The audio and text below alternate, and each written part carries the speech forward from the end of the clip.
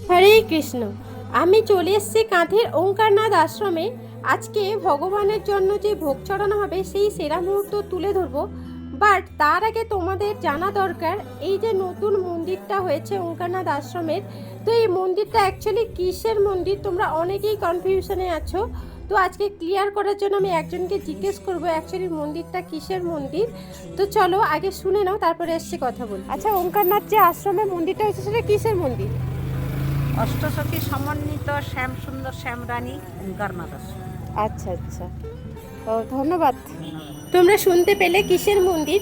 By the way, মন্দিরে চলে এসেছি, বাট এখন ভগবানের ভোগ চড়ানো হয়েছে তাই দরজাটা বন্ধ করা আছে। বাট এই মন্দিরে আমার এত ভালো লাগে, আমি প্রায় আসি এবং এখানে বসে থাকি। ভাবলাম এই সেরা মুহূর্তটা তোমাদের সামনে তুলে ধরি, যখন এই দরজাটা খোলা হবে ভগবানের। সবটাই তুলে ধরবো। ওই ফুচকিটাকে দেখতে পাচ্ছ, খুব কিউট। আর এই মন্দিরে এত সুন্দর বাতাস আসে যে কি বলবো। তো ভগবানের ভোগ চড়ানোর পরে পরে কিন্তু ভগবানকে গান শোনানো হয়, খুব সুমধুর সুরে কিন্তু গান শোনানো হচ্ছে। আমি প্রায় এখানে 1 ঘন্টার উপরে বসেছিলাম। ভাবলাম একটু গানটা তোমাদের তুলে ধরা যাক, তারপরে সবটাই তুলে ধরছি, তো দেখতে থাকো।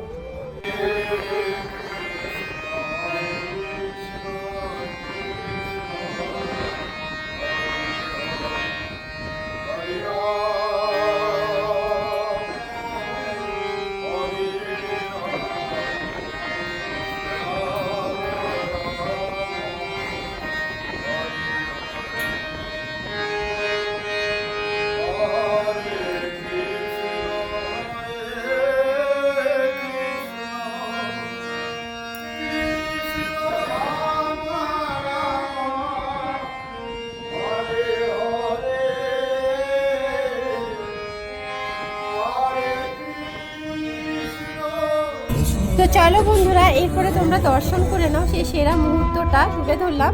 তো দেখতে থাকো এবং সঙ্গে থাকো।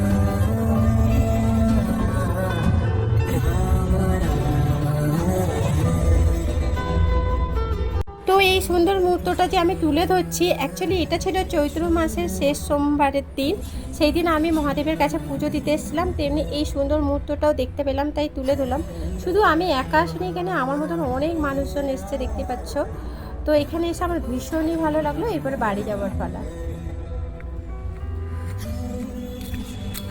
বাইরে এত রোদ, একটাও টোটো পাইনি, হেঁটে হেঁটে বাড়ি যেতে হচ্ছে। এইমাত্র জাস্ট মন্দির থেকে বেরোবো। সো ফ্রেন্ডস, ভিডিওটা লং করবো না, এরপর আমি বাড়ি চলে যাচ্ছি। তো ভিডিওটা কেমন লাগলো অবশ্যই কমেন্ট করে জানিও। তো সকলে ভালো থেকো, সুস্থ থেকো, বাই।